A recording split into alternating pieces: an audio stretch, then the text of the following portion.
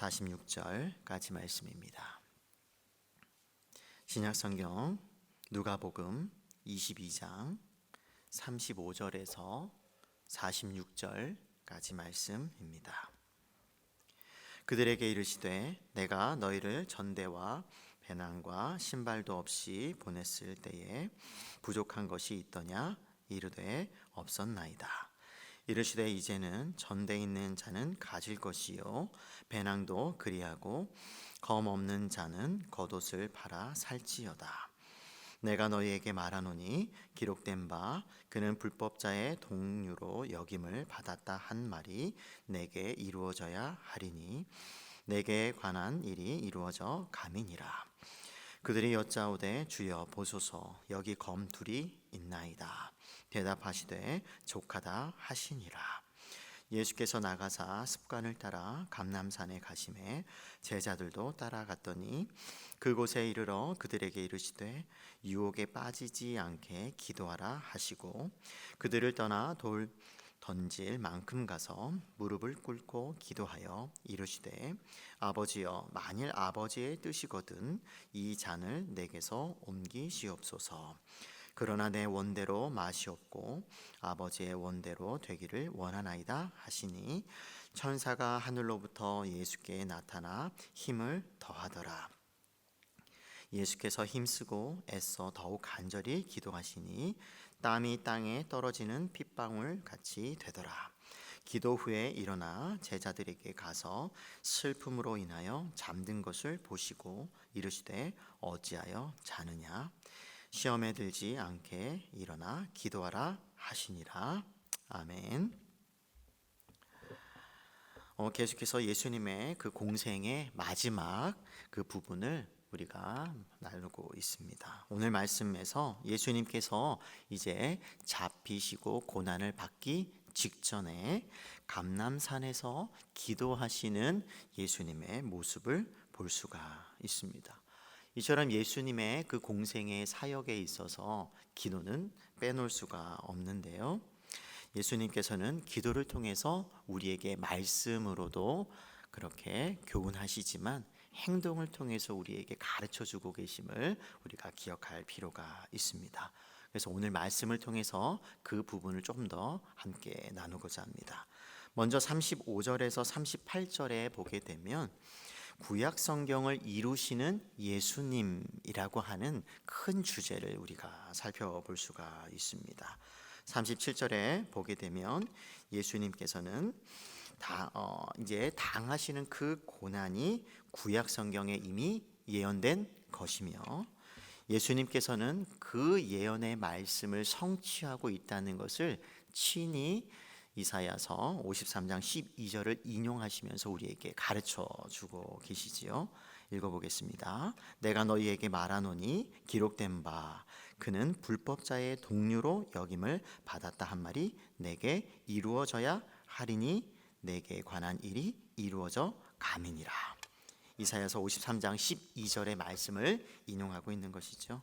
우리가 잘 알고 있듯이 이사야서 53장의 말씀은 고난 받는 종에 관한 예언이고 그것의 성취는 신약에서 예수님께서 이 땅에 오심으로 그 예언의 말씀이 성취된다는 것을 우리가 잘 알고 있습니다. 그래서 예수님의 고난을 나타내는 그런 구약 성경의 대표적인 장을 한번 기록해 보세요라고 한다면 우리는 이사야서 53장을 기록할 수가 있을 것입니다.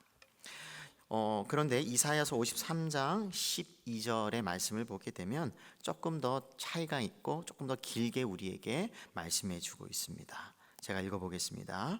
그러므로 내가 그에게 존귀한 자와 함께 몫을 받게 하며 강한 자와 함께 탈취한 것을 나누게 하리니 이는 그가 자기 영혼을 버려 사망에 이르게 하며 범죄자 중 하나로 헤아림을 받았음이니라. 그러나 그가 많은 사람의 죄를 담당하며 범죄자를 위하여 기도하였느니라. 이 말씀을 보게 되면 예언되었고 또 예수님께서 그것을 성취하는 그런 말씀이 오늘 우리가 읽은 말씀과 함께 연결되어서 그것을 잘 보여줍니다. 그래서 우리가 성경을 해석하고 이해할 때 중요한 것이 구약 성경에 나타난 하나님의 그 예언의 말씀들은 반드시 이루어진다라는 것이지요. 예수님께서는 그것을 잘 알고 계셨고 또 실제로 그 예언의 말씀들을 하나씩 당신에게 해당되는 그런 예언들을 성취해 가고 계셨음을 우리가 알 수가 있습니다. 또 한 가지 다룰 것은 35절에서 38절에 있는 말씀은 먼저 예수님과 또 관련이 있지만 예수님의 제자들과도 관련이 있음을 우리가 기억할 필요가 있는데요.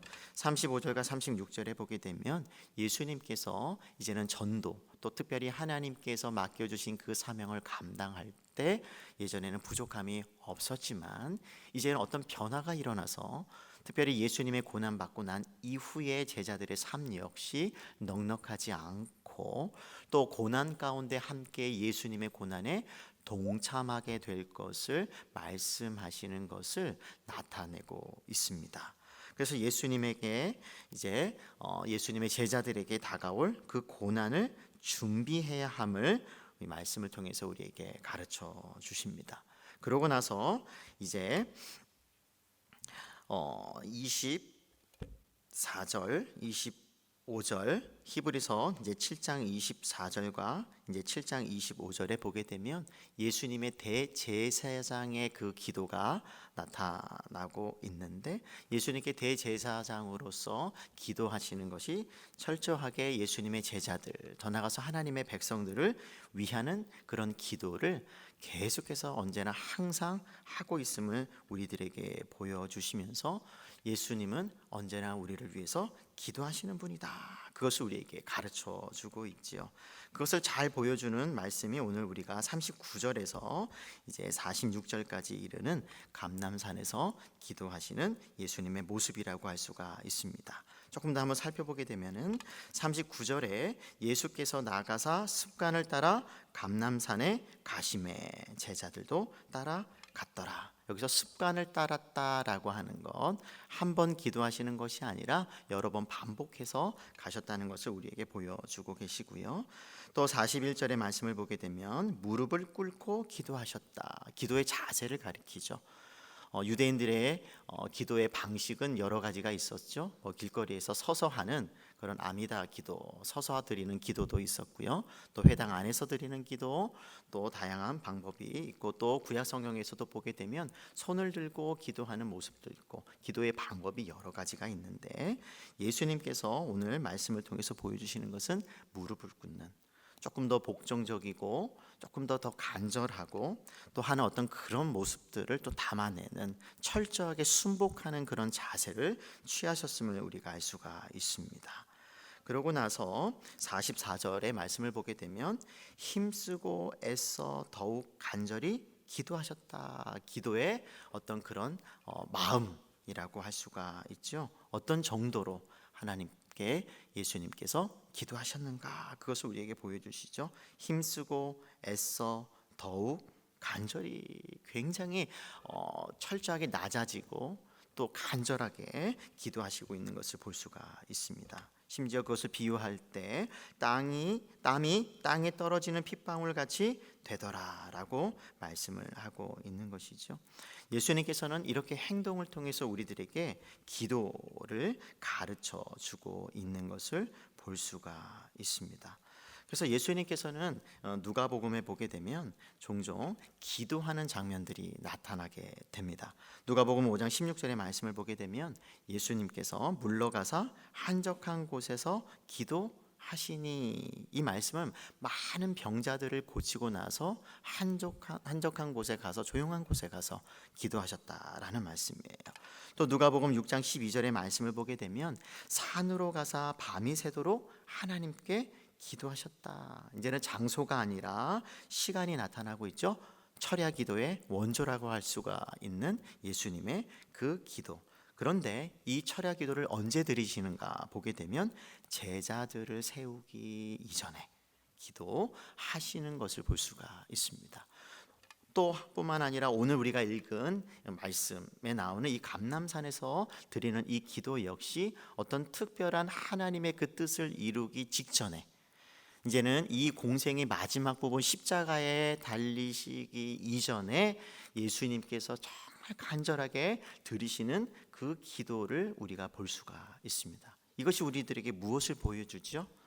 예수님께서는 하나님의 일을 감당하실 때 특별히 중요한 순간순간마다 기도하셨다는 것을 우리들에게 보여주시면서 우리들에게 하나님의 일을 감당할 때 기도 없이는 이루어지지 않는다는 것을, 또 반드시 기도해야 함을 우리들에게 가르쳐 주시는 것이지요. 그래서 우리들도 예수님처럼 하나님의 일을 감당할 때 기도를 통해서 그 하나님의 능력을 경험하고 또 그 기도를 또 통해서 하나님의 은혜를 맛보면서 감당하시는 저와 여러분 되시기를 축원합니다. 두 번째로 이 예수님께서 기도하시는 이 말씀의 교훈은 유혹과 시험에 빠지지 않도록 기도해야 함을 우리들에게 가르쳐 주고 있습니다. 40절과 46절에 보게 되면 이런 말씀이 있죠. 그곳에 이르러 그들에게 이르시되 유혹에 빠지지 않게 기도하라, 이거 말씀이고요. 또 46절에 보게 되면 이르시되 어찌하여 자느냐, 시험에 들지 않게 일어나 기도하라. 어찌 보면 제자들을 향해서 시작과 끝 그리고 두 번에 걸쳐서 반복해서 시험과 유혹이 있으니 하나님의 일을, 아니 너희들이 내 제자로서 하나님의 일을 감당할 때 유혹과 시험이 있으니 그 유혹과 시험에 빠지고 또 들지 않도록 기도해야 한다는 것을 우리들에게 교훈해 주는 말씀인 것이에요. 결국 기도라고 하는 것은 우리를 영적으로 보호해 주는 장치다. 그것을 우리들에게 가르쳐 주는 것이에요. 그래서 제자로서 살아간다는 것, 또 그리스도인으로 살아간다는 것은 우리가 영적으로 튼튼하고 건실하고 또 어떠한 유혹과 시험이 우리에게 찾아오더라도 그것을 이길 수 있는 힘은 기도를 통해서라는 것을 우리들에게 가르쳐 주시는 것이죠. 특별히 누가복음에서 시험과 관련된 그런 단어가 나오는 구절들을 보게 되면 사탄 마귀와 연결되고 있는 것을 볼 수가 있습니다. 누가 유혹해 오죠? 누가 시험해 오죠? 네, 맞습니다. 우리의 외부의 외적이라고 할 수가 있는 그런 악한 사탄 마귀가, 악한 영이 우리를 공격해 오는 것이죠. 결국 기도라는 것은 우리를 보호하기 위해서 또 기도가 필요하다라는 말씀입니다. 그래서 기도는 우리를 강하고 담대한 영적인 군사로 만드는 통로가 됨을 기억하시면서 오늘도 기도를 통해서 승리를 경험하는 그런 복된 날이 되기를 축복합니다. 세 번째로 예수님께서 우리에게 가르쳐준 교훈은 우리가 하나님의 뜻을 구해야 한다는 것을 가르쳐주고 있습니다. 42절의 말씀인데요. 이르시되 아버지여, 만일 아버지의 뜻이거든 이 잔을 내게서 옮기시옵소서. 그러나 내 원대로 마시옵고 아버지의 원대로 되기를 원하나이다. 예수님께서 기도를 가르쳐 주시기도 하지만 행동을 통해서 우리에게 가르쳐 주시는데요. 특별히 예수님께서 입을 여셔서 기도하셨던 그 내용들을 가만히 보게 되면 우리도 그와 같이 해야 한다는 것을 모범적인 그런 교훈이 담겨져 있습니다. 주기도문도 그렇고요. 오늘 기도의 내용도 그렇죠. 예수님께서도 원하는 바가 있습니다. 누구나 고난이라고 하는 것은 원치 않을 것입니다. 예수님도 인성을 가지고 계셔서 그와 같은 고난의 그 쓰라림을 누구보다 잘 알고 계셨기 때문에 그 고난이 지나가기를, 예수님에게서 옮겨가기를 간절히 바라는 한편의 마음이 있었습니다. 하지만 항상 예수님의 그 근본적인 생각과 마음과 자세에는 무엇이 있었냐면 아버지의 뜻, 아버지의 원함이라고 하는 것이, 그것이 그 모든 것을 감싸고 있었다는 것을 알 수가 있어요. 그래서 우리의 바람도 있지만 또 예수님의 그런 소망도 있고 희망도 있지만 예수님께서는 더 무엇을 우선시했다는 것을 알 수가 있어요. 하나님의 뜻이었고 하나님께서 원하시는 것이었다라고 하는 것이에요. 그것을 기도를 통해서 나타내셨던 것이죠. 어찌 보면 기도라고 하는 것은 우리의 생각이 있지만 우리의 생각대로 움직여 달라고 하나님께 먼저 바라고 소망하고 올려드리는 그 기도가 우선되기보다는 그런 마음이 있을지라도 하나님 행여 그것이 하나님의 뜻이라면 이루어 주십시오라고 하는 한 번 더 하나님의 뜻과 우리의 바람이 일치하는가를 묻는 그 기도가 우리에게도 필요할 것입니다.